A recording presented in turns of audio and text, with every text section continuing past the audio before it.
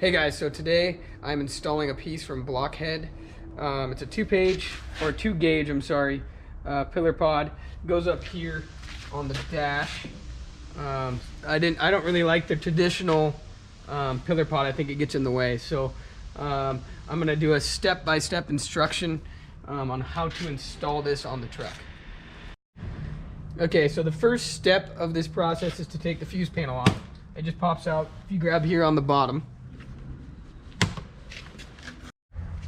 Okay, so after you get the fuse panel off, you're gonna do these two Torx bit screws. There's one here on this side and one here on the bottom. I'm using a T10. It's a little bit loose fit, but it'll work.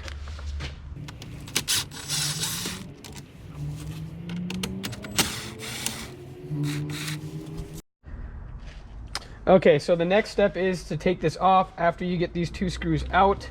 I think it just pops off here. So, looks like there's a harness on the back. I'm not going to touch it right now. I think I can get to what I need to without it. Okay, the next step of this process is to take these two caps off so we can get to the bolts behind them.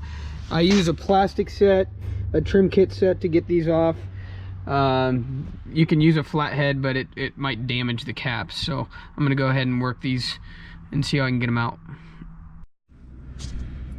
So these actually turned out to be super easy to get out. It's not that much pressure. I'm using this fine point one here and it just pops out. Next step is to take the two bolts out here off the cap. Don't honk the horn.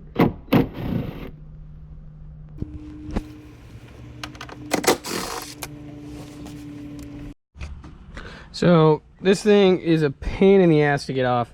You actually have to like reef on it. I ended up getting this clip stuck in here.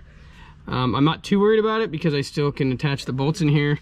But once I stick it back on, I'll see if it's gonna sit flush or not. So after you pop these off, there's one last bolt. It's a 7mm. We'll take that off. And then we will pop the new one back on.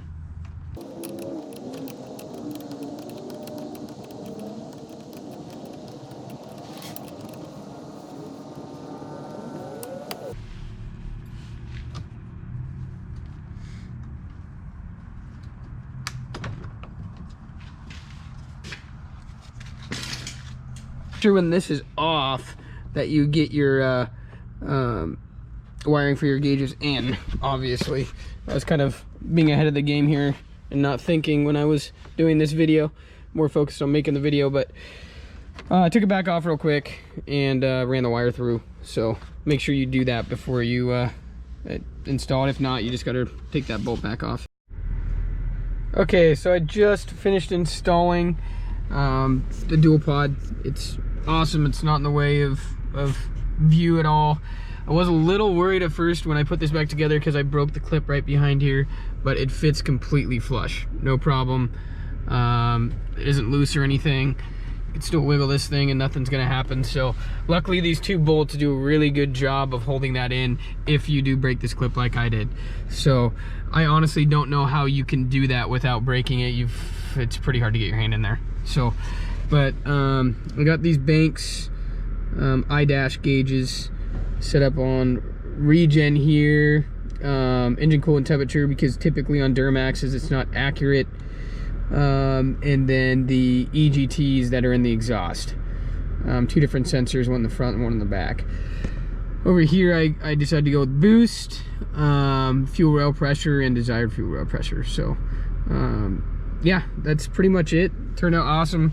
Definitely recommend the gauges. It wasn't that hard to install, to be honest, but at least with this video you'll be able to know what to take apart.